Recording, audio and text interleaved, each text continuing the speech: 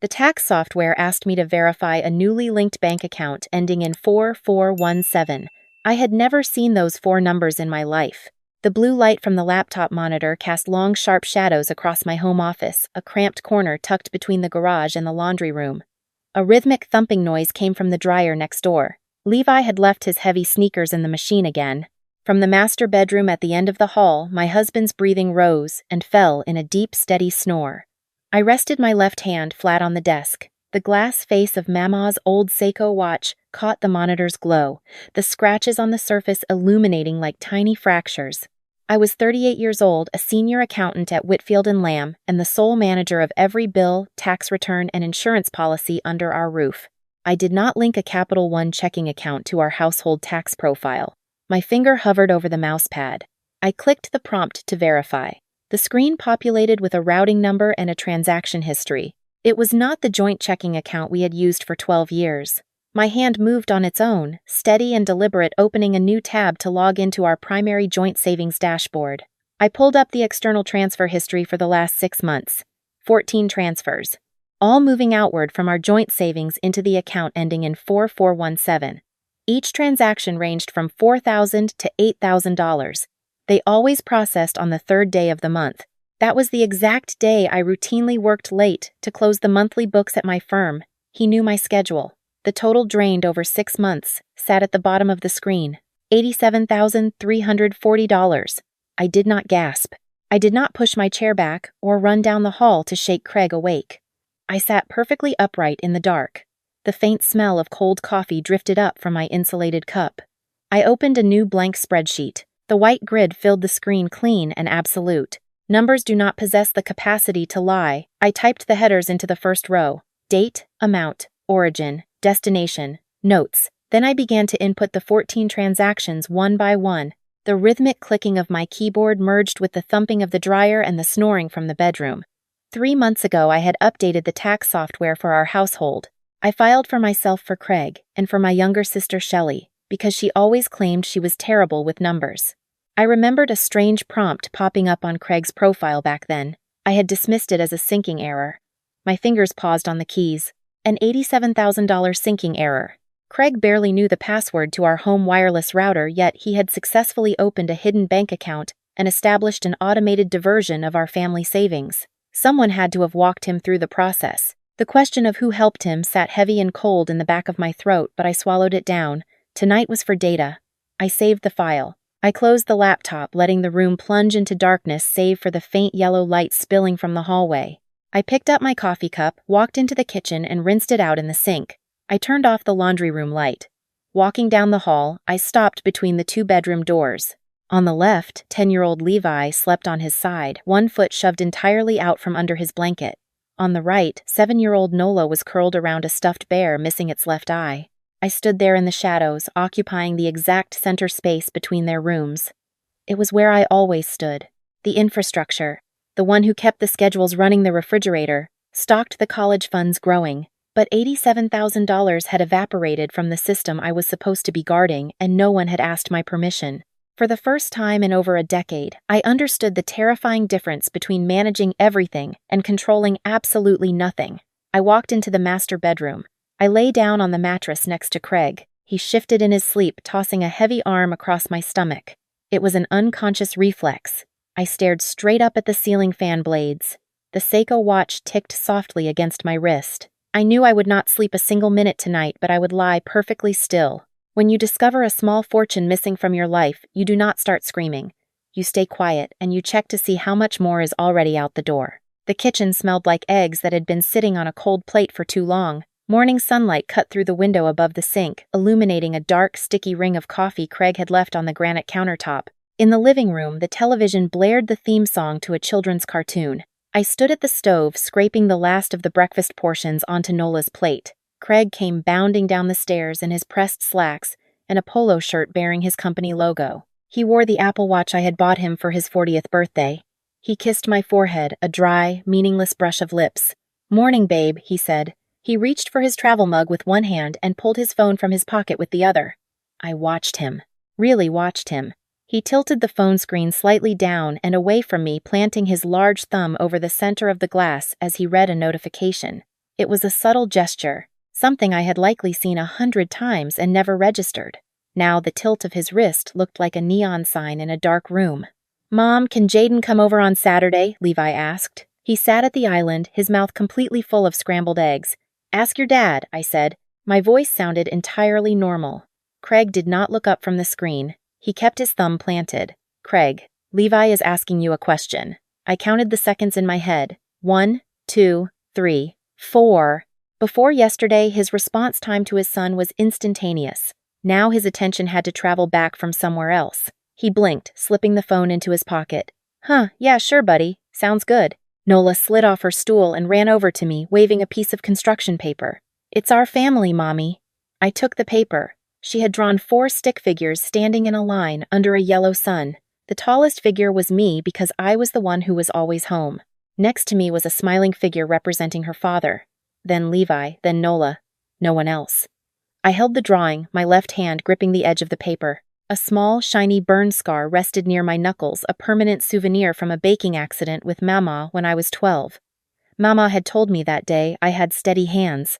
"It is beautiful, baby," I told her. Craig grabbed his keys from the bowl. "I have a late sales meeting tonight. Might not make it back for dinner. Don't wait up." The heavy garage door rumbled to life, then slammed shut. I stood alone in the kitchen with the kids.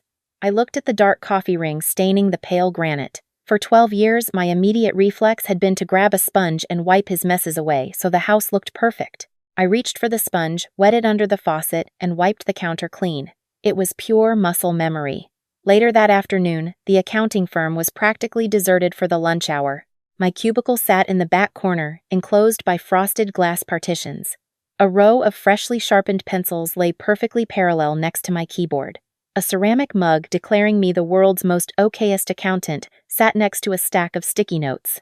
The top note read, "Levi Dentist, March 14th, Nola Ballet Recital, March 22nd, Craig Suit Dry Clean." I orchestrated the movements of every single person in my family on small squares of yellow paper. I closed my frosted glass door. I opened my personal laptop.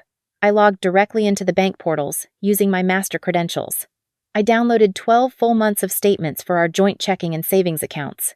I imported the data into my software, filtered out our standard mortgage utility and grocery expenses, and isolated every external transfer and abnormal withdrawal.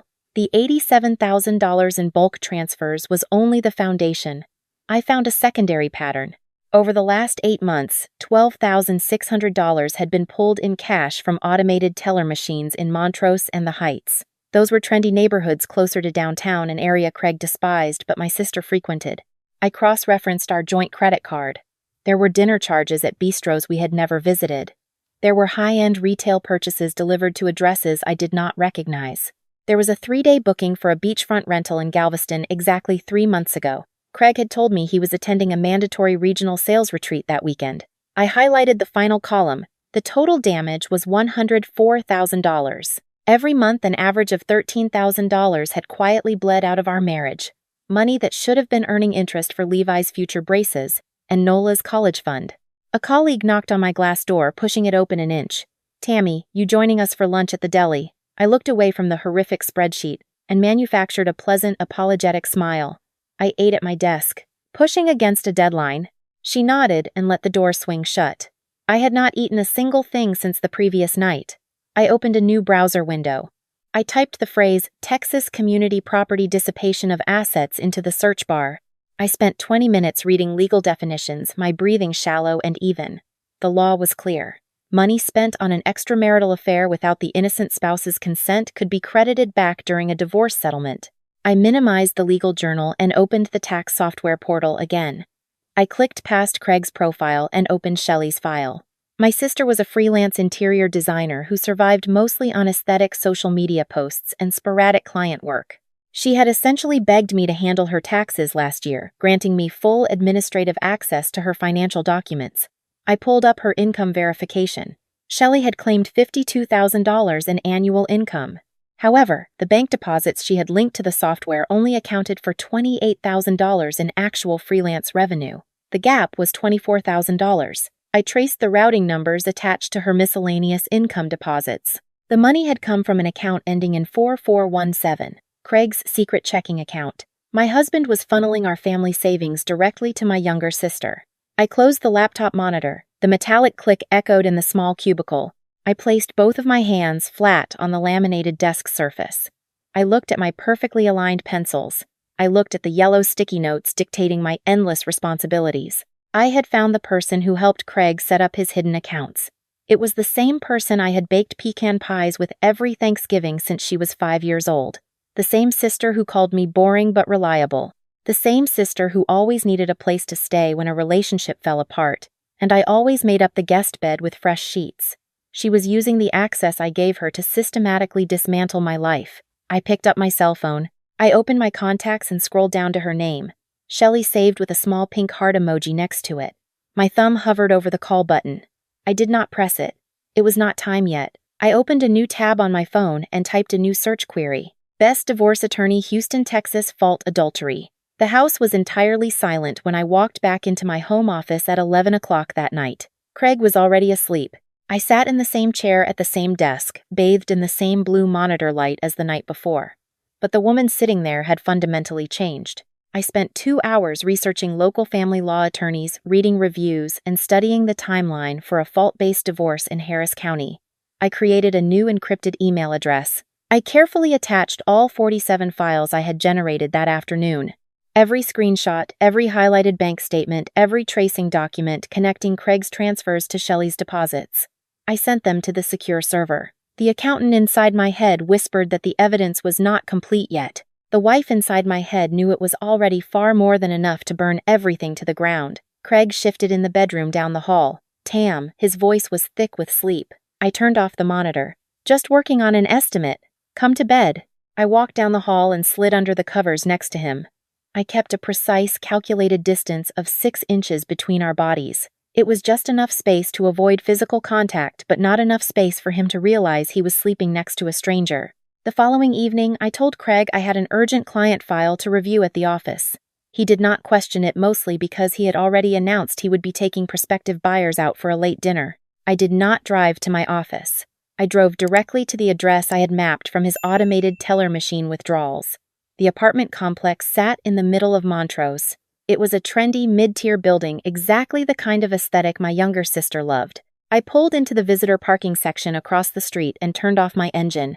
I did not have to search for his vehicle.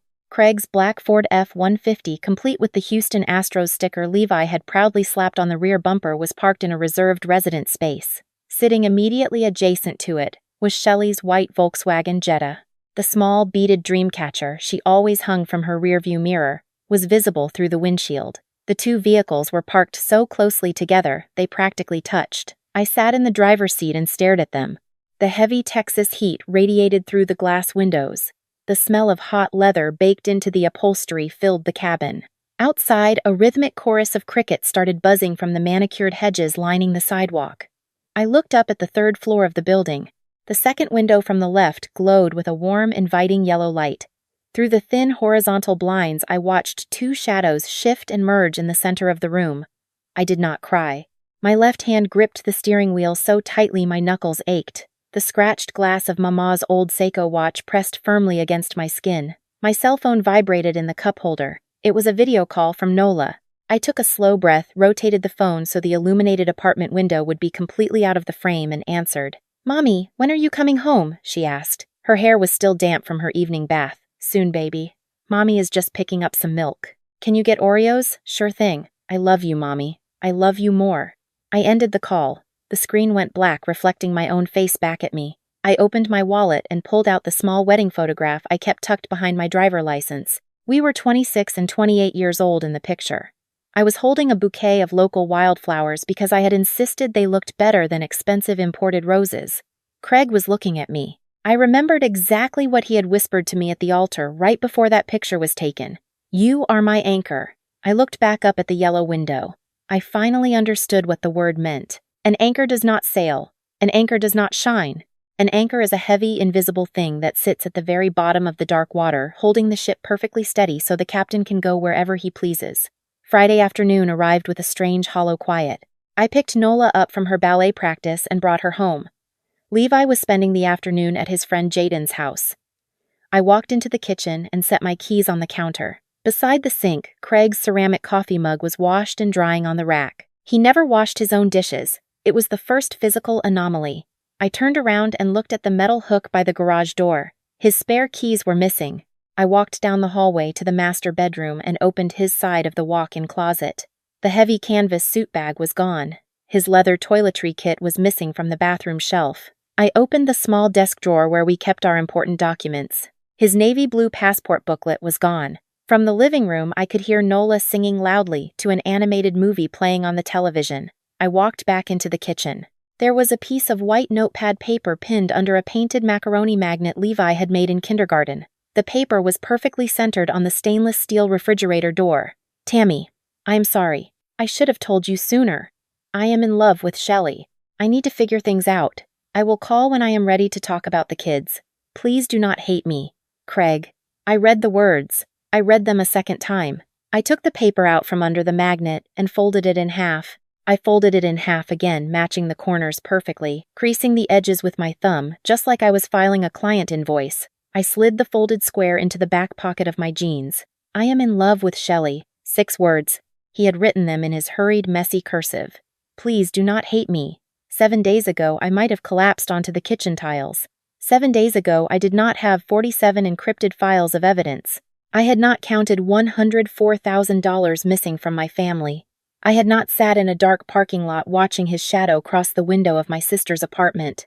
Hate required energy. Hate required passion. I only had energy for the system now. I opened my laptop on the kitchen island. I bypassed the bank portals and logged directly into our shared Southwest Airlines loyalty account.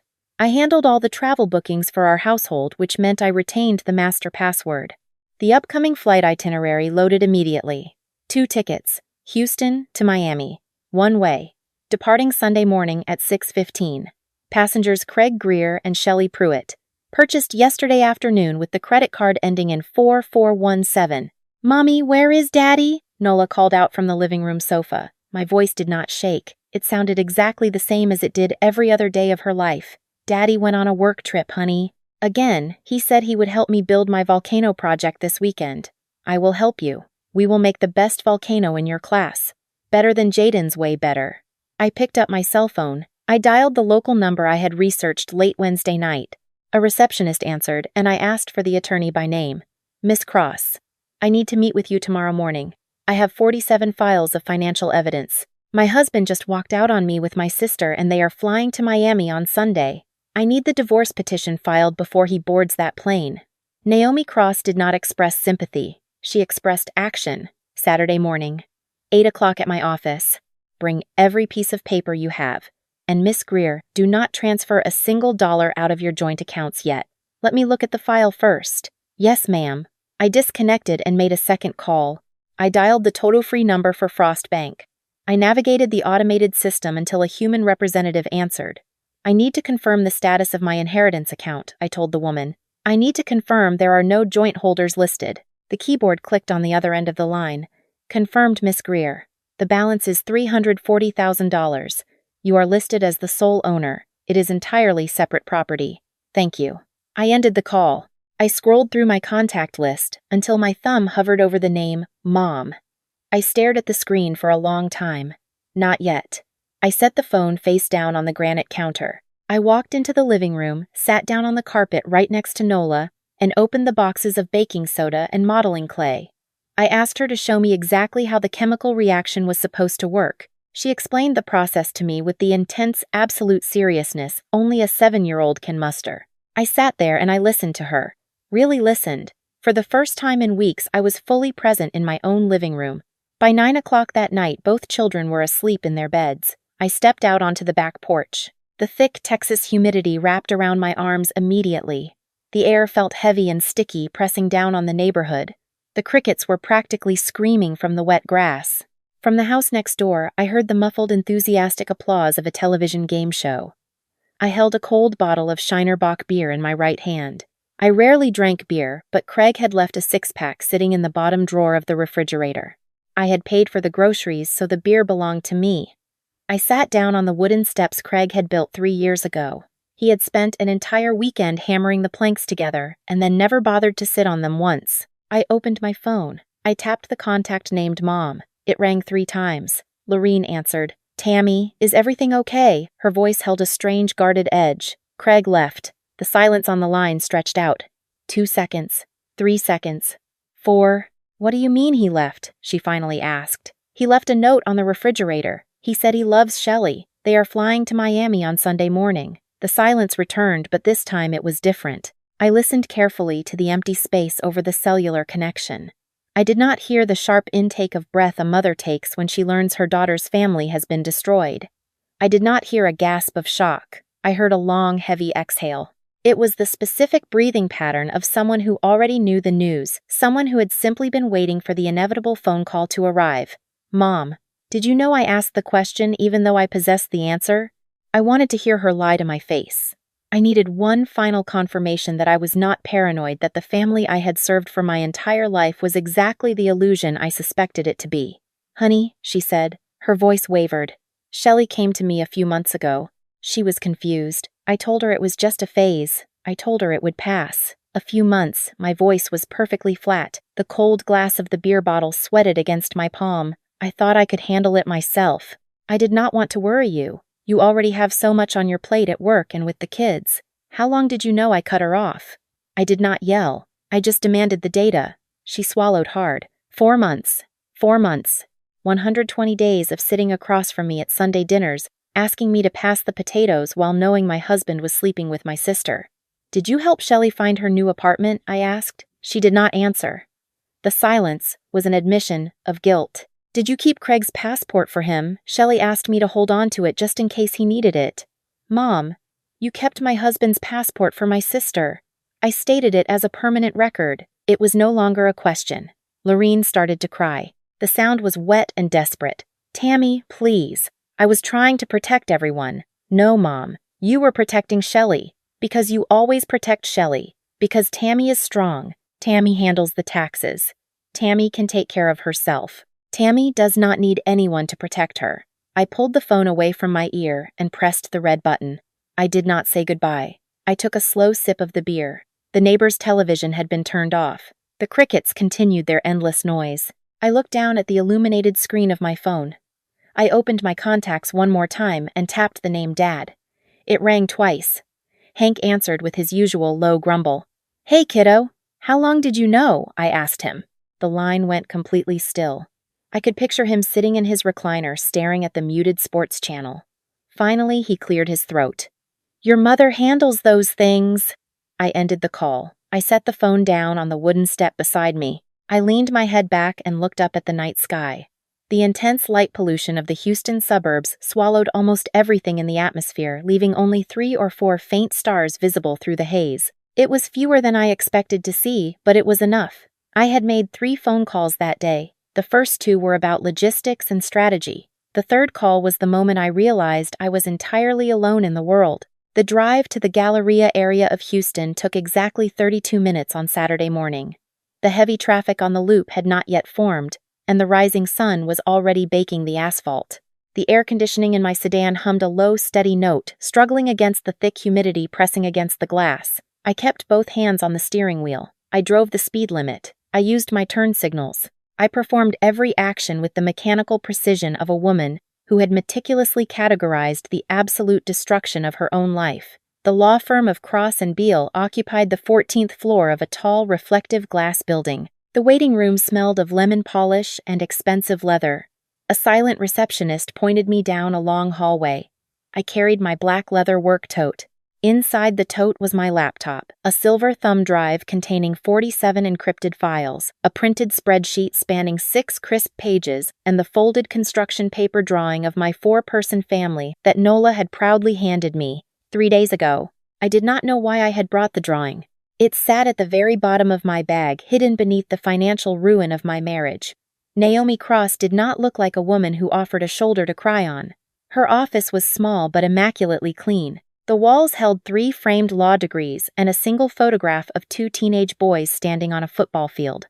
There were no pictures of a husband. Naomi sat behind a heavy mahogany desk, wearing a tailored navy blouse, her sharp eyes scanning the documents I had placed in front of her. I sat in the guest chair.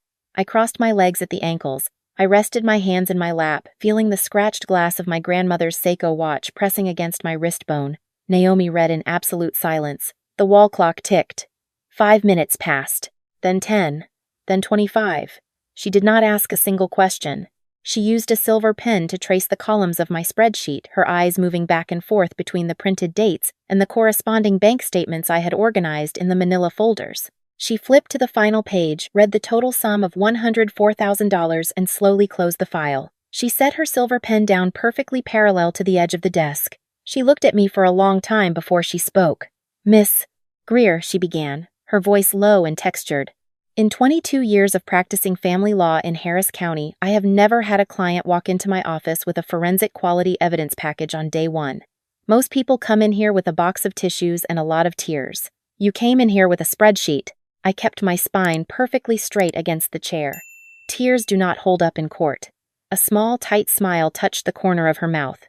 "No, they do not." She leaned forward, resting her elbows on the mahogany surface. "Here is what we are looking at. Texas is a community property state. Normally, the courts aim for a relatively equal division of the assets acquired during the marriage. But Craig committed adultery, and more importantly, he actively dissipated community assets to fund that adultery. That changes the math entirely. The court can, and likely will, award you a disproportionate share of the estate. Not an even split. We are looking at 60-40 in your favor. Maybe even 65. I nodded slowly, absorbing the numbers. The $340,000 in my Frost Bank account. That is the inheritance from my grandmother. Naomi raised an eyebrow. "Is his name on the account? No? Did you ever move funds from that account into your joint checking or use it to pay the marital mortgage?" "Never. It has sat in a separate high-yield savings account since the day the estate settled. I never even told Craig the money existed." The tight smile on Naomi's face grew a fraction wider. "Smart woman. That is separate property. He cannot touch a single dime of it provided we can prove there was zero commingling of funds. And looking at your record-keeping, I do not think proving that will be a problem." She opened a fresh legal pad and picked up her silver pen. "We file the original petition for divorce first thing Monday morning. The moment that petition is filed, the automatic standing order for Harris County takes effect. That order legally freezes everything. Craig will be barred from selling property, hiding assets, changing insurance beneficiaries, or moving community money out of your joint accounts." I watched the silver pen glide across the yellow paper. "He already moved $87,000 into a secret checking account. We will subpoena the records for that Capital One account on Monday afternoon," Naomi said smoothly. "We will retain a forensic accountant to trace every single dollar he spent on your sister. I recommend Grace Shin. She is ruthless. Depending on how hard Craig decides to fight this process, will take anywhere from 3 to 6 months if he cooperates. If he decides to be difficult, we are looking at 12 to 18 months. She set the pen down and looked me directly in the eyes. "But either way, Miss Greer, you are in the stronger position." He ran. "You prepared." I left the Galleria building and drove back to the quiet, sprawling suburbs of Katy. The heat of the Saturday afternoon sun baked the roof of my car. When I walked through the front door of my house, the silence felt different. It was no longer the silence of a woman waiting for her husband to come home. It was the silence of a woman waiting to execute a legal strategy. Levi and Nola were playing in the backyard with the babysitter. I walked straight into my home office and closed the door. I opened my personal laptop. I had spent the previous 2 days cataloging Craig's financial betrayal. Now I needed to understand the other side of the equation. I needed to understand my sister. I opened the tax preparation software. Because Shelley had legally signed a consent form allowing me to file her federal returns last spring, I retained full administrative access to her financial profile. Naomi had explicitly confirmed during our meeting that accessing this information was entirely lawful. Shelley had given me the keys to her financial house, completely unaware that I would eventually use them to inspect the foundation. I pulled up her income verification documents. On her social media accounts, Shelley portrayed the effortless, chic lifestyle of a successful interior designer. She posted photographs of expensive lattes, custom throw pillows, and weekend brunches. On her official tax documents, she had claimed a total annual income of $52,000. I opened the attached bank deposit records to verify the sources of that income. The numbers did not align. The actual revenue generated from her legitimate freelance design clients totaled exactly $28,000 for the entire year. I stared at the gap. $24,000. I traced the routing numbers attached to the miscellaneous monthly deposits that made up the difference. Every single transfer had originated from a Capital One checking account ending in 4417. Craig was paying her a salary. My husband was subsidizing my sister's aesthetic lifestyle using the money I had carefully budgeted for our family. But the picture was still incomplete. $28,000 in real income combined with $24,000 in stolen funds still did not justify the sheer volume of her spending habits. I pulled her current credit reports, a standard procedure I performed annually for all my tax clients to check for identity theft. The screen populated with 3 distinct rows of red numbers: Discover Card, Capital One Visa, Old Navy Store Card. I paused, looking at the third line. An Old Navy credit card. The sheer absurdity of the detail almost made me laugh out loud in the empty room. My sister, the woman who wore expensive sundresses and carried designer tote bags, was secretly financing her life through a mid-tier clothing store credit card. I tallied the balances across all 3 accounts. The total outstanding debt was $41,200. The knot in my chest, the one that had been pulled tight since Tuesday night, suddenly loosened. A wave of cold, absolute clarity washed over me. Shelley was drowning. She was 32 years old, carrying massive consumer debt and earning less than $30,000 a year on her own. She did not fall madly in love with my husband. She did not look at Craig and see a soulmate. She looked at Craig and saw a financial rescue boat. And Craig, a man who had never managed a single household bill in his entire life, believed her performance. He thought he was saving a beautiful, free-spirited woman from a cruel world. He was too blind to realize he was just a human automated teller machine. I leaned back in my office chair. I closed my eyes. The memories surfaced uninvited but vivid. I remembered the Thanksgiving mornings I had spent standing in the kitchen of my childhood home, my hands coated in flour, baking the exact pecan pie Shelley always demanded. I remembered the countless times she had called me crying because a boyfriend had left her, and I had quietly made up the guest room bed with clean, fresh sheets. I remembered spending hours organizing her chaotic shoeboxes full of receipts so she would not get audited by the federal government. I had been the infrastructure of her life just as I had been the infrastructure of Craig's life. And they had taken that infrastructure, twisted it into a weapon, and used it to dismantle my family. I opened my encrypted email account and forwarded the tax documents to Naomi. Saturday evening arrived with the chaotic energy of children. I stood in the kitchen with Levi and Nola covering the dining table with old newspapers. We were building the papier-mâché volcano Nola needed for her science class. The smell of vinegar and baking soda filled the room. Red food coloring stained the tips of my fingers. Nola laughed, her high, bright voice bouncing off the walls as the red foam erupted from the top of the cardboard mountain and spilled onto the newspaper. I smiled. I clapped my hands. I wiped a smudge of flour off her cheek. I performed the role of the engaged happy mother flawlessly. Nola insisted we record a video of the eruption to send to her father. I held my phone steady, capturing her jumping up and down beside the fizzing mess. I attached the video to a text message and sent it to Craig's number. We cleaned the kitchen. We ate dinner.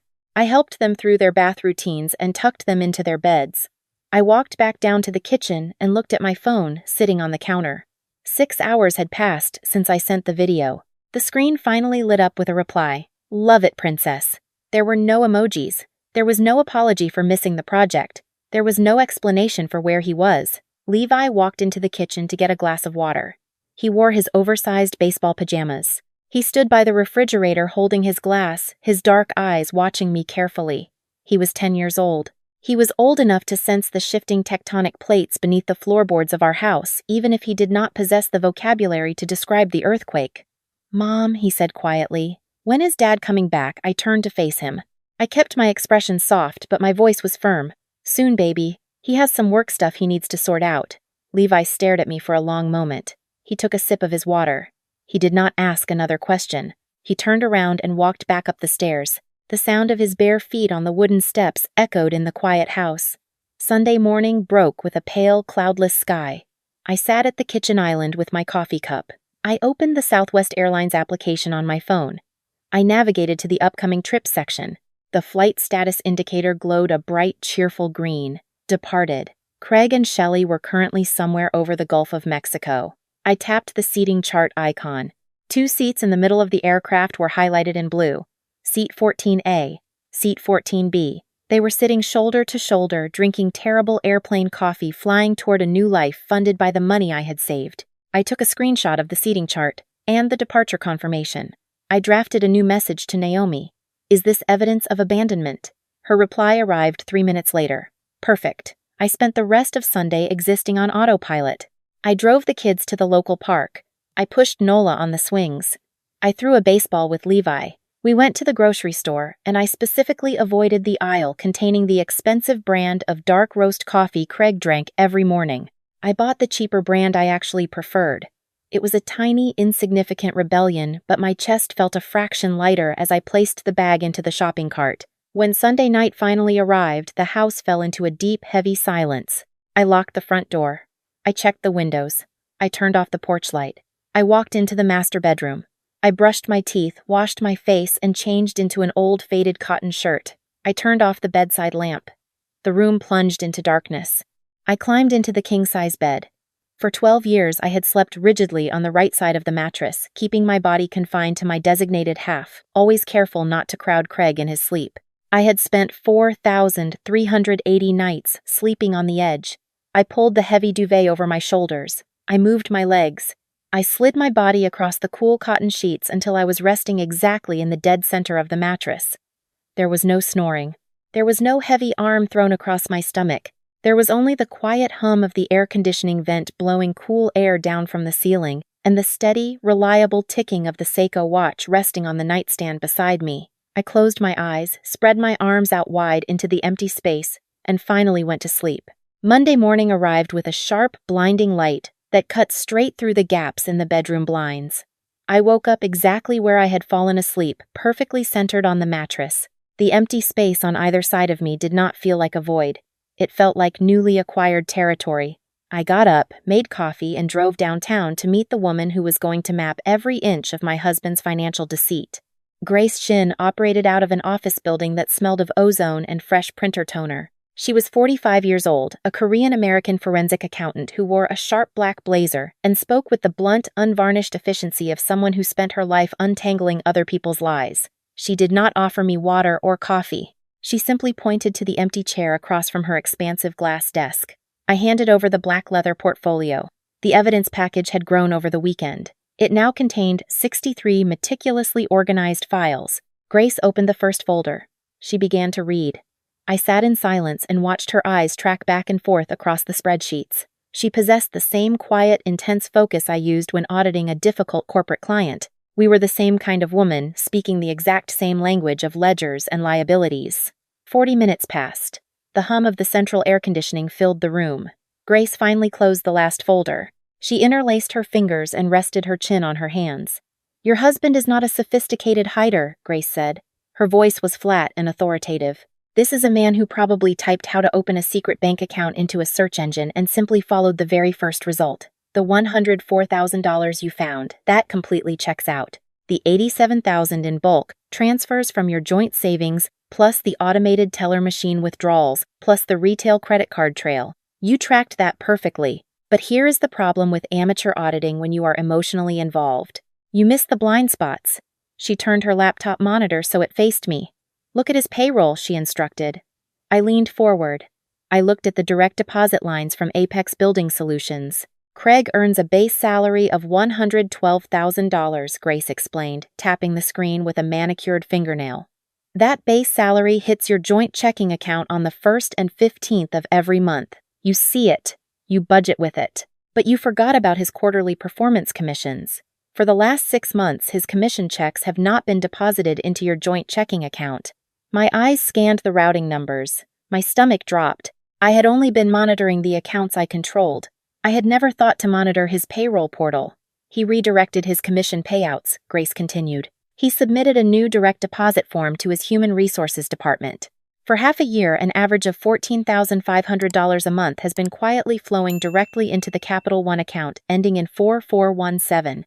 That is $87,000 in diverted income." I sat back in the chair. The leather squeaked against my skirt.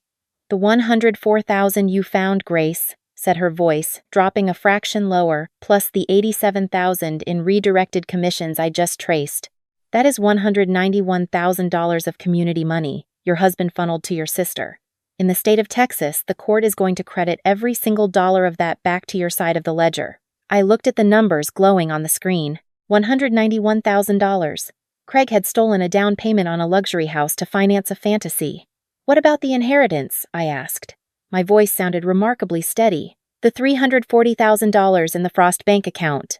Separate property, Grace said smoothly. You kept it in a separate institution. You never transferred a dime of it into a joint account. It is incredibly clean.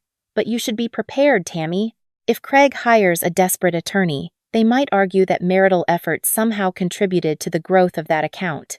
It did not, I replied immediately. It has been sitting in a high-yield savings account earning 4.2% interest since my grandmother died. I have every statement spanning the last decade. Grace actually smiled. It was a brief, genuine expression. You are the easiest client I have ever had. 2 days later, on a humid Wednesday afternoon, I drove south to Pearland.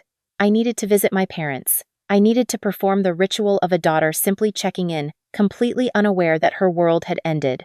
The house smelled exactly the way it had when I was 8 years old. The heavy, warm scent of butter frying oil and battered meat hung in the air. Lorene was standing at the stove wearing an apron over her blouse, frying a massive portion of chicken fried steak. It was my childhood favorite. It was also her most reliable tool for overcompensating when she felt guilty. Hank sat in his worn leather recliner in the living room.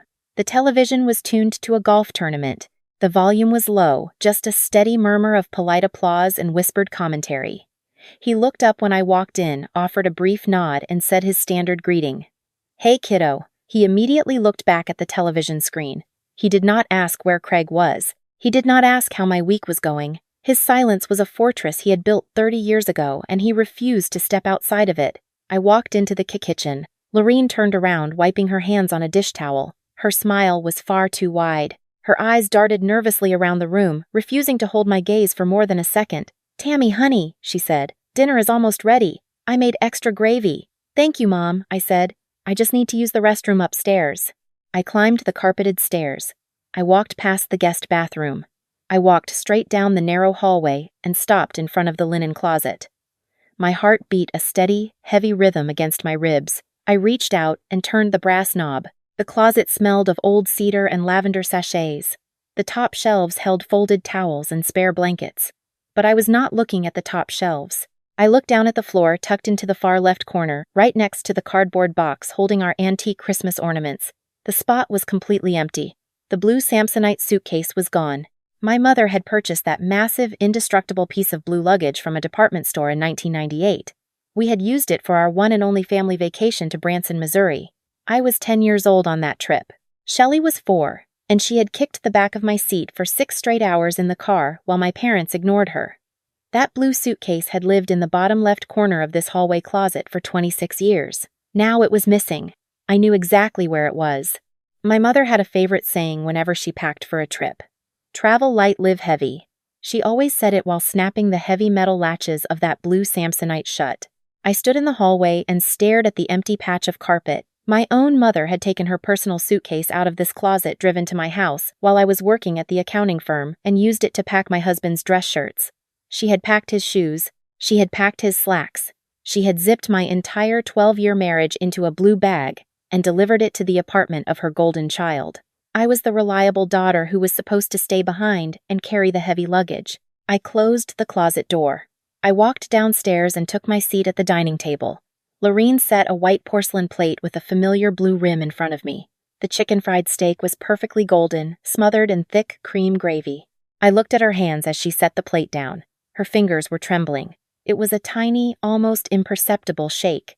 It was not the tremor of old age. It was the physical manifestation of a woman trying to serve dinner to the daughter she had actively helped destroy. Have you talked to Shelley? Lorene asked. She poured herself a glass of sweet tea, the ice clinking loudly against the glass. I picked up my fork. No. She feels terrible, Tammy, Lorene whispered. Her voice cracked. She really does. I cut a piece of the steak. I chewed it carefully. I swallowed. Then I looked directly into my mother's nervous, shifting eyes. Mom, do not. She froze. The ice in her glass stopped clinking. The silence stretched across the dining room, heavy and suffocating, thick with everything we both knew and refused to say out loud. I ate my dinner with immaculate, terrifying table manners. I counted the minutes. Before today, Lorene would have mentioned Shelley's name at least 4 times during a meal. She would talk about a new photograph Shelley posted or a new recipe Shelley tried. Tonight she did not mention her younger daughter again. I thanked her for the meal. I walked out to my car. I sat in the driver's seat, the smell of fried butter clinging to my clothes. I pulled out my phone and typed a quick message to Naomi. Blue suitcase missing from hallway closet. My mother moved his things. On Thursday evening, the Houston traffic on Interstate 10 was an absolute nightmare. I was driving Nola home from her ballet class, her small legs swinging back and forth in the back seat. My phone resting in the center console suddenly lit up and began to vibrate. It was a video call request. The name Craig flashed across the screen. I tapped the screen to accept the call and routed the audio through the car speakers. Craig's face appeared on the dashboard display. His skin was tanned, catching a golden hour light. His hair looked a fraction longer than it had last week. Behind him, the wall was painted a stark, modern white. He was sitting in the Miami rental property. Tam, he started immediately. He was using a soft, earnest tone. I know I owe you an explanation. I kept my eyes on the brake lights of the truck in front of me. Levi and Nola want to speak with their father. He hesitated. Yeah. Put them on. Nola leaned forward as far as her seatbelt would allow. Daddy, when are you coming home? Craig offered a tight, practiced smile to the camera lens. Soon, princess. Daddy is just working on something very important down here. His voice cracked on the final word. I could not tell if it was genuine guilt or simply an advanced performance technique he used to close difficult sales accounts. I decided it did not matter. The source of his emotion was completely irrelevant to my strategy. Levi leaned over from the passenger side of the back seat. He did not smile. He did not wave. Dad, Levi said, his voice unusually deep and flat for a 10-year-old. I made the travel team. Coach Ramirez told me I have the best arm in the entire summer league. Craig's face lit up. That is amazing, buddy. I am so incredibly proud of you. You told me you would be at the tryouts, Levi stated. It was a simple presentation of a broken contract. The silence through the car speakers was absolute. Craig swallowed hard. I know. I am so sorry, buddy. I got tied up. I reached over and ended the speakerphone connection, pulling the phone to my ear.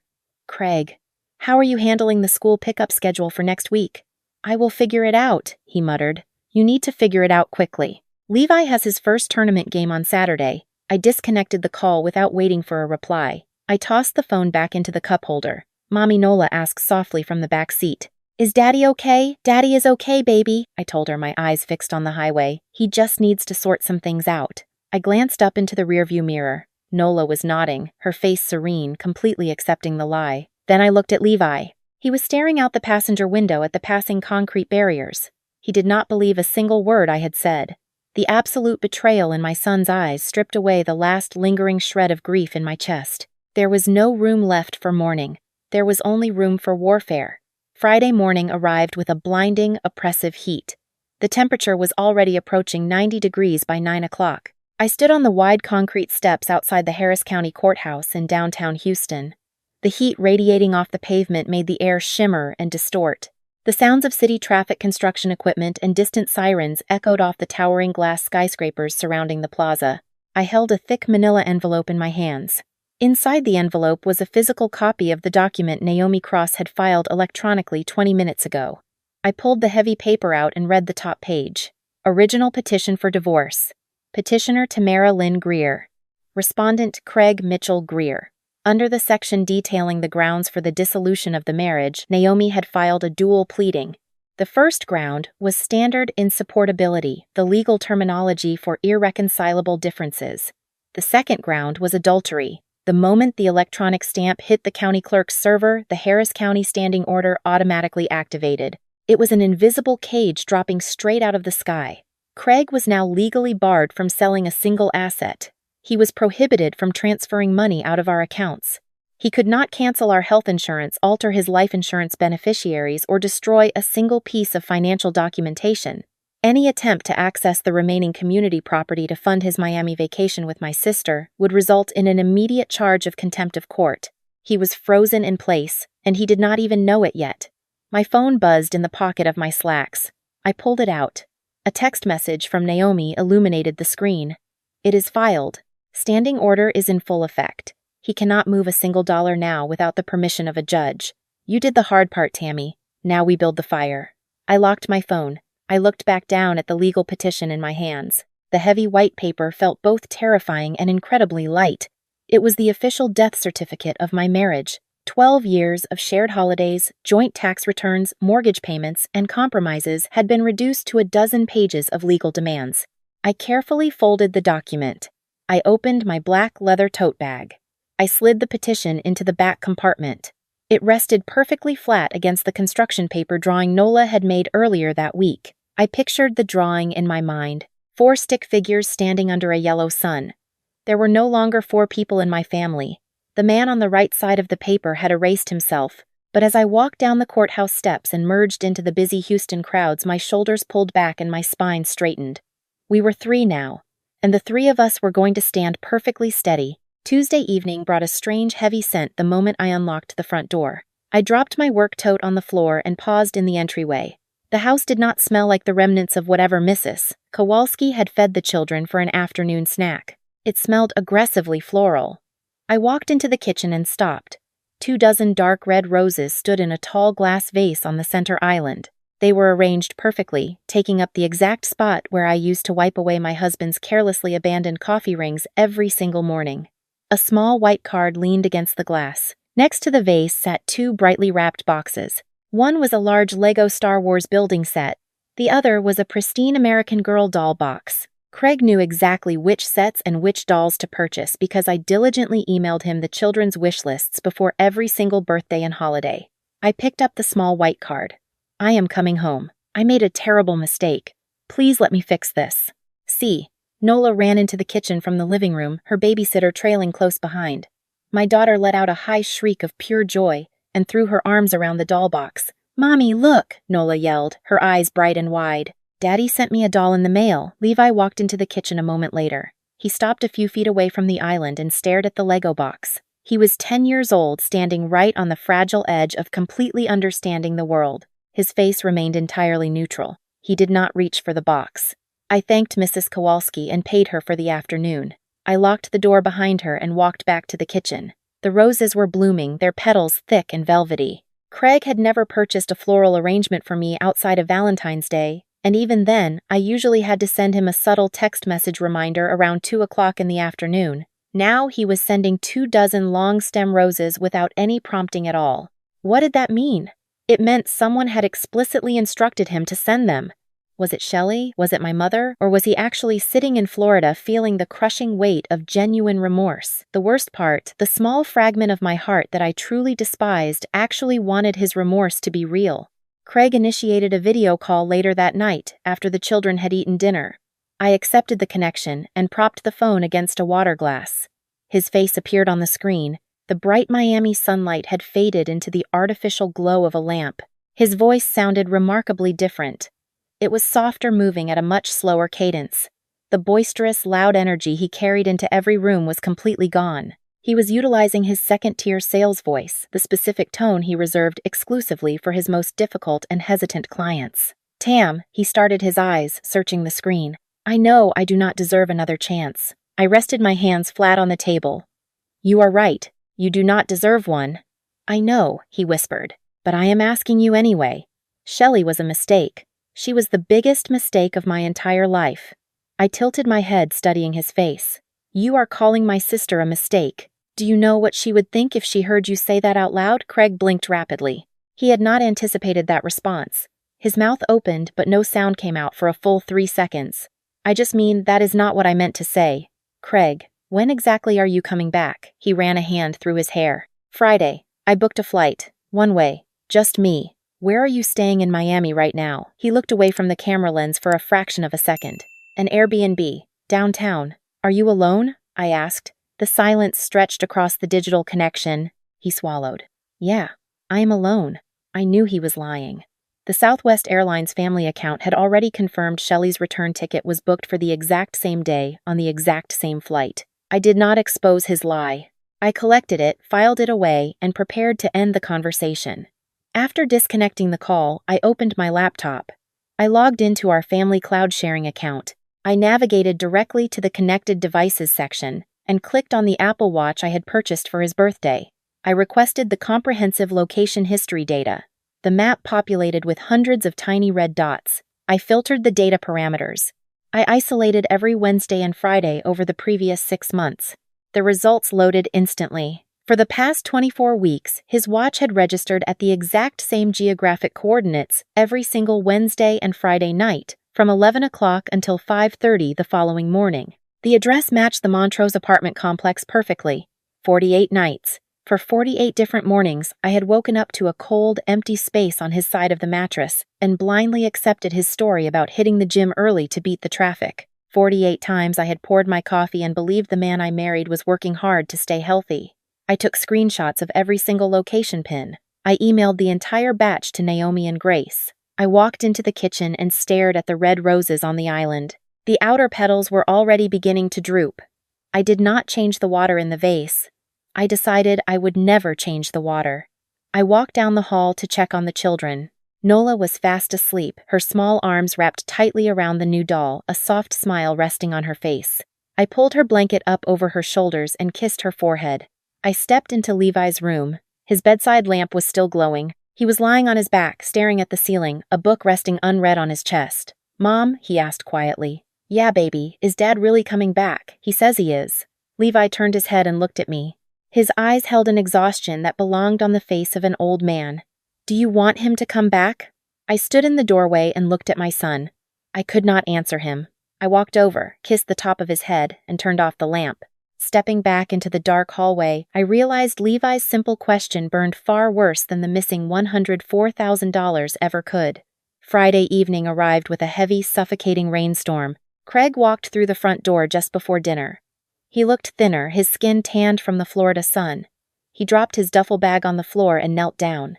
Nola screamed with absolute delight and threw herself into his arms. He squeezed her tightly, burying his face in her hair. He stood up and offered a high five to Levi.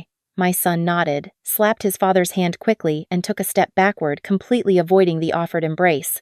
Then Craig stood in front of me. He said my name softly. He opened his arms. I stepped forward and let him wrap his arms around my shoulders. It was a performance, and I executed my role flawlessly. I closed my eyes and breathed in. I smelled the familiar sharp scent of his Old Spice deodorant. But underneath the heavy cologne was a secondary scent. It was cheap coconut sunscreen, the kind sold in brightly colored plastic bottles at tourist gift shops. It was not the expensive dermatologist-recommended brand I diligently purchased for our family. It was the scent of a Miami beach. It was the scent of Shelley. I stepped back and smoothed my shirt. "I am sleeping on the couch tonight," Craig said, his voice dripping with practiced humility. "I know I need to earn my place back in this house. You can take the guest room," I told him, keeping my voice perfectly level. "The couch is currently Nola's blanket fort." He nodded quickly, eager to accept the concession. "Right, yeah. The guest room makes sense." Craig insisted on cooking dinner that night. He boiled a pot of spaghetti and heated up a jar of marinara sauce. The pasta was severely overcooked, and he had added entirely too much garlic powder to the sauce. Levi ate his portion in absolute silence. Nola happily announced that Daddy made the best spaghetti in the whole world. I sat at the end of the table and ate slowly. I watched my husband. I counted his movements. In 45 minutes, he checked his cellular phone 7 distinct times. Each time the screen illuminated, he tilted his wrist slightly to the left, shielding the glass from my line of sight with his thumb. It was the exact same gesture he had been using for months.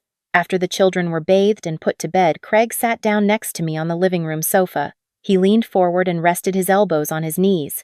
His jaw clenched tight. His eyes were wet with unshed tears. "Tam, I want to go to marriage counseling," he said, his voice cracking perfectly on the last syllable. "I will find a therapist. I will do whatever it takes to fix us." I looked at him. He was 40 years old, sitting in my living room, crying tears that might have been genuine or might have been entirely manufactured. The terrifying truth was that the distinction no longer mattered to me. My empathy had completely evaporated. "Okay," I said. It was a single word. It was all he needed to hear. Craig let out a massive shaking breath and dropped his head into his hands, completely relieved. He believed he had successfully stopped the bleeding. He had no idea I was simply applying a temporary bandage to keep him comfortable while I sharpened the knife. The next morning, I drove to the local Target to purchase groceries and household supplies. Craig had cheerfully volunteered to stay home and spend some quality bonding time with the kids. The Texas sun was already punishing the asphalt when I parked my car. I did not get out. I left the engine running, gripped the leather steering wheel, and dialed Naomi Cross. she answered on the second ring. He is back in the house, I told her, my eyes tracking a stray shopping cart rolling across the lot. He is saying all the right things. He wants counseling. He wants to earn my trust. He is following the entire script. Tammy, listen to me very carefully. Naomi's voice cut through the phone, sharp and grounding. This is completely textbook behavior. He did not come back because he suddenly realized he loves you. He came back because something went fundamentally wrong in Miami. Either your sister pushed him too hard, or they ran out of stolen money, or both of those things happened simultaneously. He is not back for you. He is back for the infrastructure.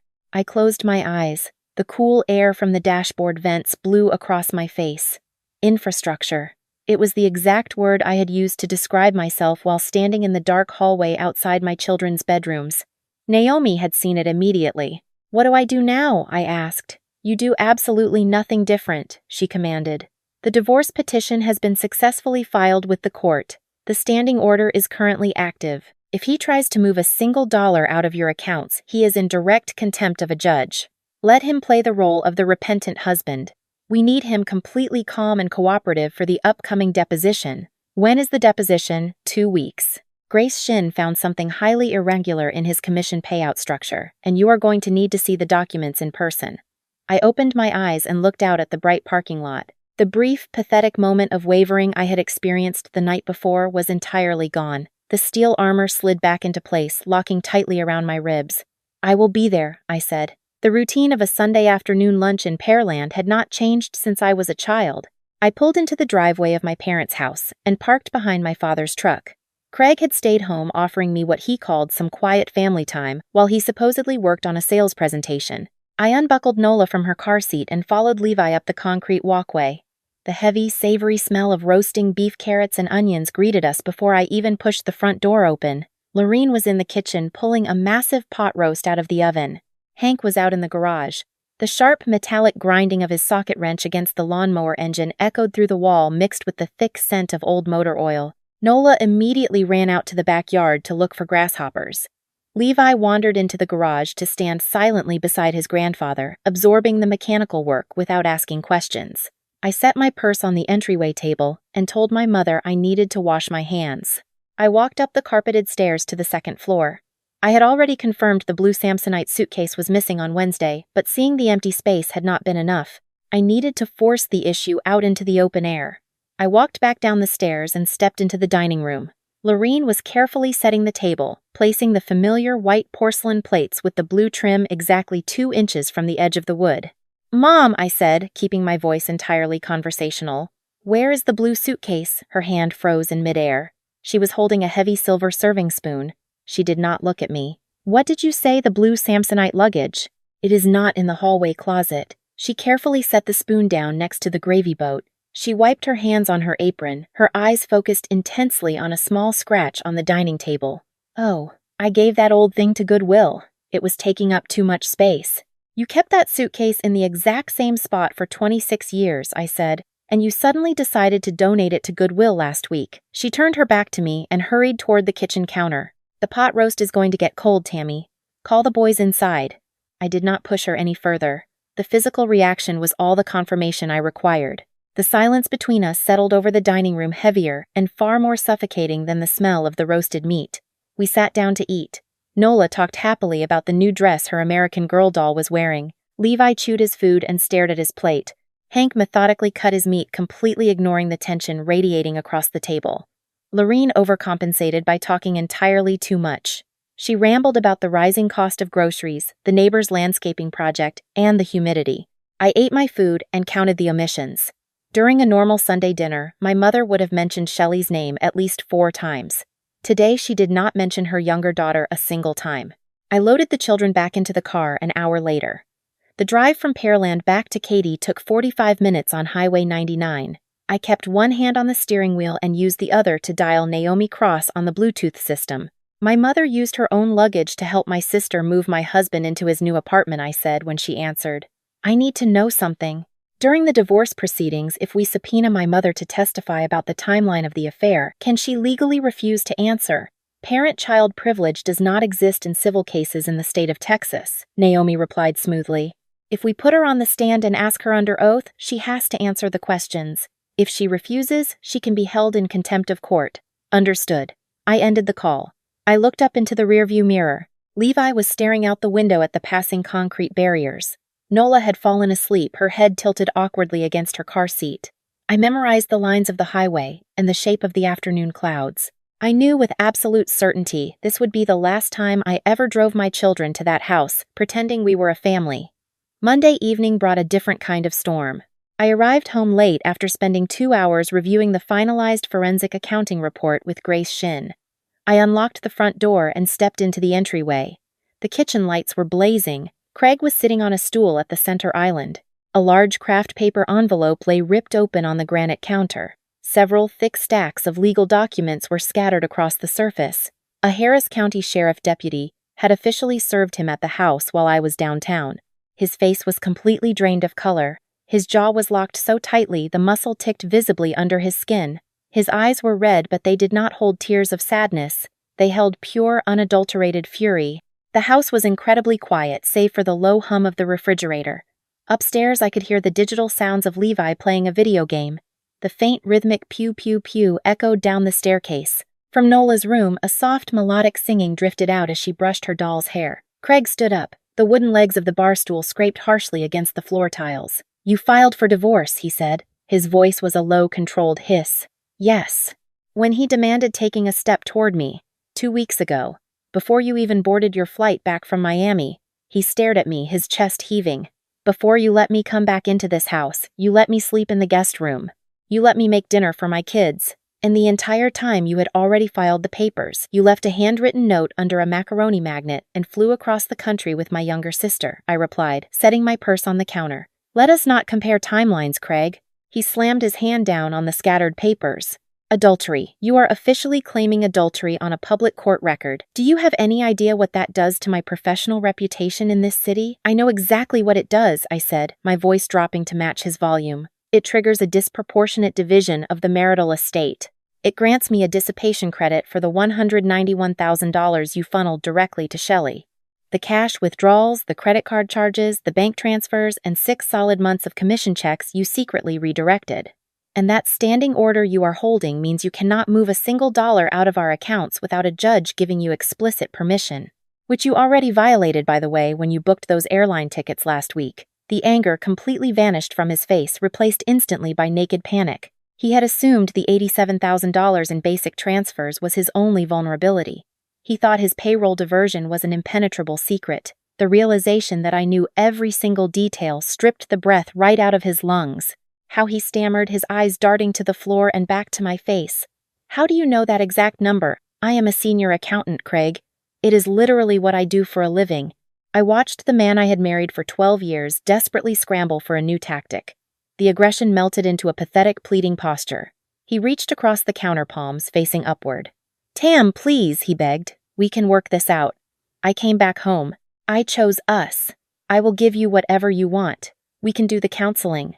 I will give you full access to my phone. I will do everything. You will give me whatever the judge tells you to give me." His jaw tightened. The performance dropped. He pulled his cell phone from his pocket. "I am calling my attorney right now." "Good," I said, turning my back to him. "Tell your lawyer to contact Naomi Cross. And Craig, our children are right upstairs. If you raise your voice at me again, I will have my attorney note your aggression in the official file." He stared at my back. For the very first time in our entire relationship, he was actually seeing me. I was no longer the invisible infrastructure quietly managing his life. I was the architect of his ruin. He turned around, walked down the hall, and shut the guest room door. I sat down at the kitchen island right where he had been sitting 5 minutes earlier. The vase of red roses was still sitting there. The flowers had completely died, dropping dry blackened petals across the polished granite. I listened to the sounds of the house. The digital laser fire from the second floor had stopped. The upstairs was entirely silent. Levi had heard the entire conversation. By Tuesday afternoon, the legal warfare had officially escalated. I was sitting at my home office desk when Grace Shin called my cell phone. "I found something else," Grace announced without bothering to say hello. "Craig signed a residential lease for the Montrose apartment. The rent is $2,400 a month. He paid 6 months completely up front, utilizing $14,400 from the secret Capital One account. But he put the actual lease document entirely in Shelley's name. And the security deposit for the unit, it just bounced. I processed the information. Shelley was carrying $41,000 in revolving consumer debt, meaning her credit was destroyed and she possessed zero liquid cash. Craig had drained his hidden account to secure the initial 6 months of rent. The bounced deposit meant they were both completely out of money. An hour later, Naomi called to deliver the counterattack. Craig had officially retained Russell Kemp, a famously aggressive and outrageously expensive family law attorney in Houston. Kemp had immediately filed a response with the court. He denied the adultery claim entirely. He formally contested the disproportionate asset split, and in a move designed to inflict maximum psychological pressure, he claimed my $340,000 inheritance was actually community property, arguing that Craig's marital effort had somehow contributed to its financial growth. "It is a standard intimidation tactic," Naomi assured me over the phone.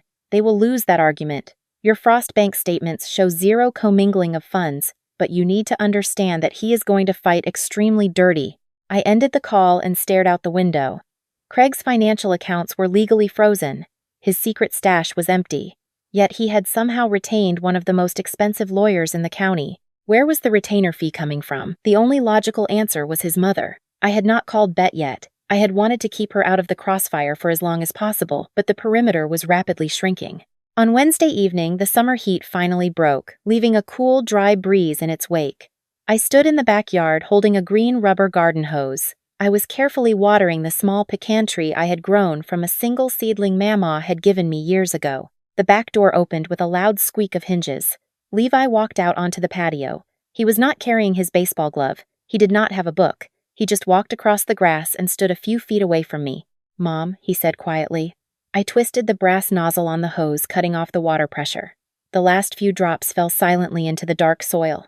I turned to face my son. He was growing so fast, his shoulders already broadening. He had Craig's jawline, but he had my dark, observant eyes.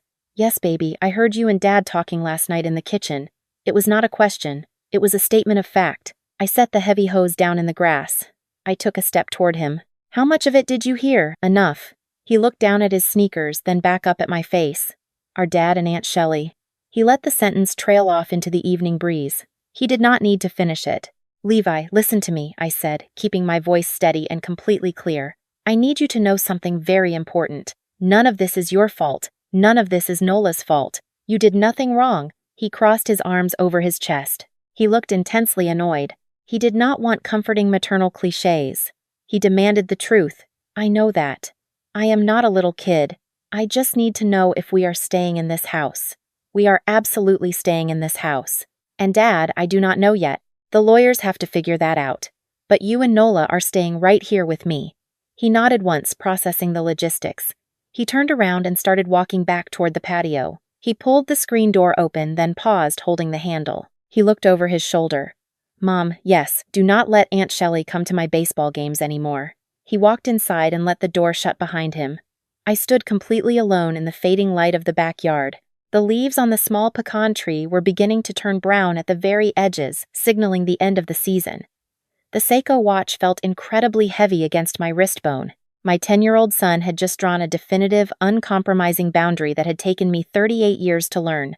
He possessed the courage my 64-year-old father completely lacked. He looked at the wreckage of our family, and he actively chose a side. I drove to my parents' house on Thursday afternoon without calling ahead. I knew my mother attended her weekly grocery shopping trip on Thursday afternoons, which meant my father would be completely alone. I pulled into the familiar driveway, shifted the car into park, and sat listening to the engine tick as it cooled in the heavy Texas heat. Hank Pruitt was sitting exactly where I expected him to be. He occupied the same faded wicker chair on the front porch that he had claimed for the last 30 years. A tall glass of iced tea rested on the small table beside him, thick condensation rolling down the glass and pooling on the wood. He was staring out at the quiet suburban street, watching the heat waves shimmer above the asphalt. I walked up the concrete path. The wooden steps groaned under my weight. My father looked over at me. He did not look surprised. He offered a small single nod of his head. "Hey, kiddo." I did not sit down in the empty chair beside him. I remained standing, positioning myself directly between him and his view of the street. I looked down at him. He was 64 years old, a retired electrician whose hands were permanently scarred from decades of hard labor. He had spent his entire life avoiding conflict by simply withdrawing from it. How long did you know? I asked. My voice was quiet, lacking any trace of the anger that had been simmering inside me for weeks. Hank looked down at his glass of iced tea. He watched a drop of water slide down the side. 4 months. Your mother told me. And you did absolutely nothing. He shifted in the wicker chair, the woven reeds squeaking in protest. Your mother handles, do not I, interrupted the sudden sharpness in my voice, cutting through the humid air. I did not yell, but my hands began to tremble. Do not say that sentence to me. Do not tell me that your wife handles those things ever again. You are my father. You had exactly one job in this family. You were supposed to protect your daughters. Instead, you outsourced that job to my mother, knowing perfectly well that she was actively protecting your other daughter by stepping directly on my neck. Hank's chin began to tremble. It was a microscopic movement, but I saw it. He reached out and wrapped his thick, scarred fingers around the glass of iced tea, but he did not lift it. His hand was shaking. I could not tell if the tremor was a symptom of his advancing age or a manifestation of his overwhelming guilt, and I realized I did not care. I did not know what to do, Tammy, he whispered. His voice was broken, sounding like dry leaves crushing underfoot. You knew exactly what to do, I told him, stepping closer. You knew what to do when I was 14 years old, staying home alone to scrub the kitchen floor while you and Mom drove to Dallas to cheer for Shelley in a beauty pageant. You knew what was happening 4 months ago, when my husband started funneling my family's money to your youngest child. You knew, and you deliberately chose the easiest path. You chose silence, and choosing silence is still a choice. Hank finally looked up at me. For the first time in my adult life, my father really looked at me. He did not see the quiet, reliable girl who never asked for anything. He saw the wreckage he had allowed to happen. I am so sorry, Tammy, he said. The words barely made it past his lips. It was a genuine apology. I could feel the truth of it hanging in the heavy air between us. But an apology delivered after the house has already burned to the ground is completely useless. It cannot rebuild the walls. It cannot replace what was lost. It is too late, I said. I turned around and walked down the porch steps. I did not look back. I did not offer him a hug, and I did not say goodbye. I got into my car, started the engine, and drove away, leaving my father alone with his iced tea and his silence. At 2 o'clock on Friday morning, the house was profoundly dark and entirely quiet. I was lying in the exact center of my king-size mattress. The heavy duvet was pushed down to my waist. From the guest bedroom down the hall, the low, rhythmic sound of Craig snoring vibrated faintly through the drywall. The street lights outside cast thin, pale yellow stripes across the bedroom ceiling through the gaps in the window blinds. Beside me on the nightstand, my grandmother's Seiko watch ticked with steady mechanical precision. I lay perfectly still and began to calculate the final ledger of my life. I had lost my husband. I had lost my sister. I had lost the absolute trust I once held for my mother. I had lost the illusion that my father would ever protect me. I had lost $104,000 of family savings. I had lost 12 years of a marriage I mistakenly believed was functional. I had spent 38 years being the boring, reliable woman in the background, and none of that reliability had saved me. But I had not lost everything. The $340,000 in my Frost Bank inheritance account remained completely intact. I was going to keep this house. Levi and Nola were sleeping safely in their rooms down the hall. My career as a senior accountant was completely stable. Naomi Cross and Grace Shin were standing firmly behind me, armed with irrefutable evidence. And there was one final asset I had not yet utilized. I had not called Craig's mother. I stared up at the yellow stripes on the ceiling. You are my anchor. Craig had whispered those words to me 12 years ago while we stood at the altar. I had spent over a decade holding on to that sentence, treating it like a sacred compliment. I had believed it meant I was essential. I had believed it meant he could not survive without me. Lying in the dark, I finally heard the absolute truth hidden inside his metaphor. An anchor does not fly. An anchor does not shine in the sunlight. An anchor sinks to the cold, dark bottom of the ocean and buries itself in the mud, holding the boat perfectly steady while the captain enjoys the view from the deck. Nobody ever thinks about the anchor until they try to sail away and realize they are stuck. Craig had never loved me. He had only loved my function. He loved the way I managed the bills, scheduled the dentist appointments, and kept the machinery of his life running flawlessly. Shelley had not stolen my husband. Shelley had simply climbed aboard the boat and left the heavy, boring anchor sitting at the bottom of the sea. I had spent 12 years serving as an anchor for Craig Greer. Before that, I had spent 26 years serving as the invisible infrastructure for the Pruitt family. 38 years of steady hands and a good head. 38 years of managing everyone else's chaos, and nobody had ever stopped to ask if my steady hands were getting tired. I sat up, I reached over and switched on the small vanity lamp sitting on the dresser. The sudden light stung my eyes. I looked at my reflection in the mirror. My face was pale and exhausted. Dark circles bruised the fragile skin under my eyes. My hair was tangled over my shoulders. I did not see Craig's wife in the glass. I did not see Shelley's older sister or Lorene's reliable daughter. I did not even see the mother of Levi and Nola, or the senior accountant from Whitfield and Lamb. I just saw Tammy. I took a deep breath. I spoke to my reflection in the empty, silent room. I am not boring. I am dangerous, and they are about to find out exactly what that means. I picked up my cell phone from the nightstand. I opened my contacts and scrolled to the letter B. I tapped the name Bet. The phone rang in my ear. 1, 2, 3, 4 rings. Hello. The voice on the other end was remarkably clear. It did not hold the thick, sluggish confusion of someone who had just been jolted awake at 2 in the morning. Bet, I said. This is Tammy. I know what time it is and I'm incredibly sorry for waking you, but I need to tell you what your son and my sister have been doing. And when I am finished, I need to know exactly where you stand. A long silence stretched over the cellular connection. Then Bet Greer, a 67-year-old retired schoolteacher who had buried her own husband 5 years ago, spoke with absolute terrifying calm.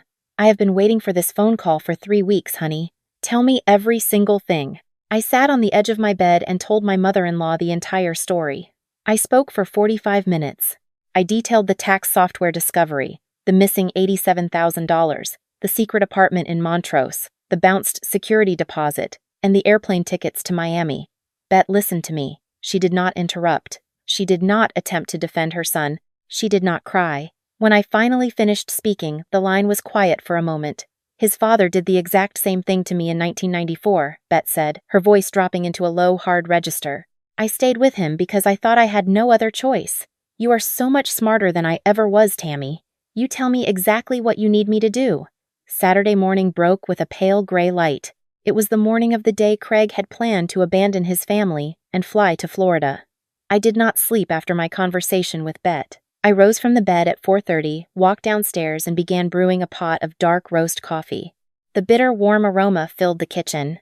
I wiped the granite countertops until they gleamed. I threw away the dead red roses Craig had brought home. There were no sticky notes on the refrigerator. There were no coffee rings near the sink. I sat down at the kitchen island, opened my laptop, and placed my cell phone beside it. I arranged 3 small yellow sticky notes in a perfect row above my keyboard. The first note read, Naomi Execute. The second note read, Frost Bank Transfer. The third note read, Auto Payments All. I strapped the Seiko watch onto my left wrist. The minute hand clicked precisely onto the 12. It was exactly 6 o'clock in the morning. I began. I picked up my phone and dialed my attorney. Naomi, it is Tammy. Go. I am filing the amended petition right now, Naomi said, the sound of her rapid typing echoing through the phone. I am officially adding the dissipation claim for $191,000 with Grace Shin's forensic accounting report attached as an exhibit. I am also filing an emergency motion for the exclusive use of the marital residence. If the judge signs it, Craig has to be out of the house by the end of the day on Monday. Will he sign it? I asked. The motion is sitting on the desk of Judge Avery Hooks. I have stood in his courtroom 50 times over the last 20 years. Given the documented financial diversion, he will sign it before lunch. Do it, I commanded and ended the call. At 20 minutes past 6, I dialed the automated customer service line for Frost Bank. I navigated the menus entering my account number and my secure PIN. The automated voice chimed in my ear. Your current available balance is $347,218.44. I pressed 0 to speak to a representative. I need to confirm that my account is completely secure. I need to know if anyone, specifically an attorney or a spouse, has attempted to place a lien or a hold on these funds. The representative checked the system. Your account is completely clear, ma'am. There are no holds, and you remain the sole authorized user. I thanked the man and hung up. I took a slow, deep breath, letting the oxygen fill my lungs completely. The third step did not require a phone call. I pulled my laptop closer and logged into our joint household management dashboard. Over the past 12 years, I had centralized every single recurring expense for our family onto my personal credit card to maximize the reward points. I managed 87 separate automated payments. They included Craig's luxury gym membership, which cost $89 a month. They included his premium streaming services for sports and movies. They included his specific cellular phone line on our family plan. They included the comprehensive car insurance policy for his Ford F-150 truck, the toll road transponder sticker attached to his windshield, his dry cleaning delivery account, his warehouse club membership, and his expedited shipping accounts. 87 separate items. I had compiled the comprehensive list last week. Now it was time to execute the purge. I clicked on the gym membership. Cancel subscription. I clicked on the streaming networks. Cancel subscription. I logged into the cellular provider portal. I selected Craig's specific phone number. Suspend service line. I moved to the automobile insurance policy. The state required a 30-day notice for cancellation, which was perfectly legal. I initiated the cancellation process. I clicked through the list with methodical, devastating precision. Every single click of my mouse severed another invisible thread I had been quietly holding for over a decade. Cancel, cancel, cancel. It took me 35 minutes to dismantle his entire infrastructure. I knew exactly how the impact would unfold. Craig would not notice the devastation immediately. It would be a slow, agonizing realization. He would discover the truth when he tried to scan his gym card at the front desk, and the machine beeped red. He would figure it out when his favorite movie stopped playing in the middle of a scene. He would understand the scope of his problem when he tried to make a phone call using cellular data, and the network refused to connect. It was going to be a death by 1,000 microscopic cuts. At 7:30, I heard heavy footsteps on the wooden stairs. Craig walked into the kitchen. His hair was messy, sticking up in the back. He wore a pair of gray sweatpants and a faded college t-shirt. He rubbed his eyes, yawned loudly, and walked straight toward the refrigerator. I sat at the kitchen island, occupying the exact same stool he had used when the sheriff deputy handed him the divorce petition. I watched him open the refrigerator door and reach for the milk carton. "Craig," I said, "you should call your attorney today." He paused, the milk carton hovering in his hand. He looked over at me, his brow furrowing in confusion. "It is Saturday, Tam. Lawyers do not work on the weekends." "You need to call him anyway," I stated, my voice devoid of any emotion. "First thing Monday morning, Judge Hooks is going to sign an emergency order granting me exclusive use of this marital home. You have until the end of the day on Monday to pack your belongings and find a new place to live." Craig froze completely. His mouth fell open. He stared at me as if I had just spoken to him in a foreign language. "You are kicking me out of my own house. The court is kicking you out of the house," I corrected him smoothly. "I am simply providing you with the courtesy of advance notice." He slowly set the carton of milk down on the counter. He looked at me, his eyes wide with a sudden profound understanding. It was the terrified look of a man who finally realized he had lost a war he did not even know he was fighting.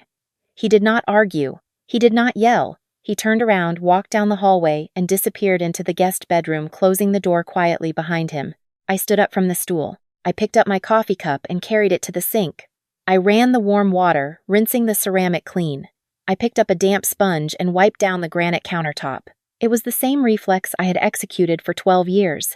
But this time I was not cleaning the counter because Craig had left a mess behind. I was cleaning the counter because I wanted my kitchen to be spotless. Sunday morning smelled like melting butter and vanilla. I stood at the stove, sliding a spatula under a golden pancake. Nola set 3 brand new white porcelain plates on the dining table, completely replacing the blue-rimmed set my mother had gifted us. Levi stood next to her, pouring maple syrup into a glass pitcher. A country song played quietly from the radio, and Nola hummed along to the melody. My cell phone vibrated violently against the granite. I glanced at the screen. Craig's name flashed above the digital clock, reading 8:47. I did not pick it up. I let it vibrate across the stone until it rolled to voicemail. 2 minutes later, it vibrated again. Then at 8:51, 8:52, 8:54, 8:57, I lifted the final pancake onto a serving platter. I knew exactly where Craig was. He was trapped at George Bush Intercontinental Airport, desperately trying to board a flight to Miami. I mentally tracked the sequence of his morning. His luxury gym membership was canceled. His cellular phone line had been suspended late Saturday night. He could connect to the free airport wireless to place audio calls, but his carrier network was dead. The most devastating blow was happening right now at the ticketing counter.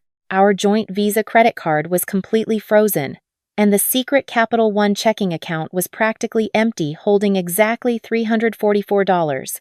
It was not enough to purchase 2 last-minute boarding passes. Every missed call vibrating against my counter was the sound of another invisible tether snapping. Craig was standing in the middle of a crowded terminal, his credit card declining his phone, incapable of accessing a cellular tower. The only person he knew to call for help was the exact woman who had severed every wire keeping his life afloat. 12 missed calls. 13. 14. Mom, Levi said, staring at the dancing phone. Dad is calling. I know, baby, I said, setting the warm platter on the table. Eat your breakfast. Are you going to answer? Not right now. Levi nodded once, pulled his chair out and sat down to pour his syrup. I switched the vibration setting completely off and placed the device face down. We ate breakfast. The screen lit up silently one more time. Shelley saved with a small pink heart emoji. The screen went dark. I was never going to listen to that message. By 11:15, I powered the phone down. The final tally was 43 missed calls, 38 from Craig, 5 from my sister. There were 11 voicemails and 7 frantic text messages. Tam, please pick up. My card is not working. I am stuck at the airport. Tammy, I know you did this. Please.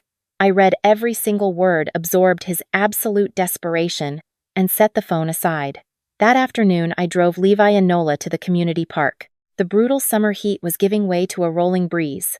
Levi ran off to join boys playing catch near the baseball diamond, throwing with incredible velocity. Nola sprinted toward the playground, claiming an empty swing. I sat on a green wooden bench in the shade. If Craig wanted to negotiate his living situation, he had to call Naomi Cross. That was the new system. Levi jogged over, flushed and sweating. Mom, Coach Ramirez said there is a massive tournament next month. Can I sign up? Absolutely, I said. It is in San Antonio. Then we are driving to San Antonio. Levi smiled genuinely. Nola noticed him and ran over her hair, flying wildly. I want to go too, she demanded. You are going too, I promised her. I sat on the bench with my 2 children as the Houston sun slowly began to set. We were 3 people sitting together on a quiet Sunday afternoon. It was more than enough. 3 months later, the kitchen smelled of dark roast coffee. There were no sticky rings near the sink. Nola's old drawing of our family was still hanging on the refrigerator, but she had placed a new piece of construction paper next to it. It featured exactly 3 figures. Mommy stood in the center, holding Levi and Nola's hands. There was no father figure standing on the edge. I looked down at the yellow sticky notes resting by my laptop. Only one note remained. Levi tournament Saturday, 2 o'clock. There was no one else left to manage. The legal proceedings had concluded with mechanical efficiency. Judge Avery Hooks reviewed the forensic accounting reports and issued a disproportionate division of the marital estate. I was awarded 62% of the community assets. The $191,000 Craig dissipated was credited back to me. I retained exclusive ownership of the house. Craig's attorney had attempted to claim my inheritance as community property. Judge Hooks shut him down immediately. The Frost Bank statements demonstrated zero commingling of funds, securing my grandmother's money forever. Craig currently rented a generic apartment in Cyprus. He saw the children on the 1st, 3rd, and 5th weekends of the month. We handled physical exchanges in a fast food parking lot, taking exactly 7 minutes. I did not know if he was still seeing Shelley, and I genuinely did not care. My sister was entirely excised from my life. I had changed my number and blocked her completely across every platform. Lorene still attempted to call. I answered 1 out of every 3 times, keeping conversations strictly about her grandchildren. When she mailed a birthday card for Levi, he tore the flap, read it, and set it on the kitchen table without replying. Hank sent me 1 text message. I should have done better, Tammy. I never responded. Bet Greer remained. My former mother-in-law drove over every week with cookies sitting beside me on aluminum bleachers during Levi's games. She served as the critical bridge, ensuring my children still had a grandmother when the rest of their extended family collapsed. Later that afternoon, I sat in my cubicle at Whitfield and Lamb. A colleague knocked lightly on the frosted glass. Tammy, the senior partner meeting starts in 5 minutes. I am coming right now, I replied, closing a complex corporate tax file. Hey Tammy, she asked. You seem really different lately. You just seem like you are actually here. I picked up my notepad and smiled. For the first time in my life, I was existing in my own physical space. Mama always told me I had steady hands and a good head. I was finally utilizing them for myself, for Levi, and for Nola. That evening, the house was quiet. I sat at the kitchen island. The rhythmic thumping of the dryer echoed from the laundry room. Levi had washed his sneakers carefully, placing them inside a mesh laundry bag exactly as I had instructed. Nola was fast asleep upstairs, clutching her new American Girl doll. The scratched glass of the Seiko watch rested firmly against my wrist bone. The digital glow illuminated the tiny fractures on the surface. It was the exact same light, the exact same watch, and the exact same kitchen island from 3 months ago. But I was an entirely different woman. I saved the client file and closed the laptop. I rinsed my coffee cup and turned off the overhead lights. I walked slowly down the hallway, pulling the blanket over Nola's shoulders and clicking off the reading flashlight Levi had dropped on his chest. In the master bedroom, I changed into my sleep clothes and climbed into the king-size bed. I did not sleep on the right edge of the mattress. I moved my body into the exact center of the vast, empty space. There was no snoring coming from the opposite pillow. There was no heavy arm thrown carelessly across my stomach. The room was perfectly silent, save for the hum of the air conditioning vent. The Seiko watch ticked softly in the darkness. It was a steady, relentless rhythm. It sounded exactly like my own hands. It sounded exactly like my own mind. It sounded exactly like a life that finally completely belonged to me. There is a dangerous trap that so many of us fall into without ever realizing it. You become the reliable one. You become the person who remembers the appointments, balances the checkbook, and quietly cleans up the messes left behind by the people you love. You convince yourself that holding everything together is your ultimate purpose. You believe that being the anchor for your family means you are essential, that you are irreplaceable. But the hardest lesson you will ever have to learn is that an anchor is designed to stay completely submerged in the dark, carrying all the heavy weight, while everyone else gets to sail away and enjoy the sun. When you spend your entire life functioning as the invisible infrastructure for your husband, for your siblings, or for your parents, you are not just managing their chaos. You are actively teaching them that your own needs do not matter. You train them to expect your sacrifice as a baseline condition of your relationship. And when the ultimate betrayal happens, when the people you trusted most use your own stability against you, it shatters the illusion completely. But that shattering is exactly what you need. It is not just a tragedy. It is an absolute awakening. The true takeaway here is that your steady hands and your good head belong to you first. You do not owe your loyalty to a partner who secretly drains your future, and you do not owe your protection to a family that covers up your destruction. Strength is not about screaming or throwing plates. Real strength is the quiet, methodical process of taking your power back. It is the moment you stop waiting for an apology that will never come and start building a fortress around your own peace. You are allowed to let the people who hurt you face the absolute crushing weight of their own consequences.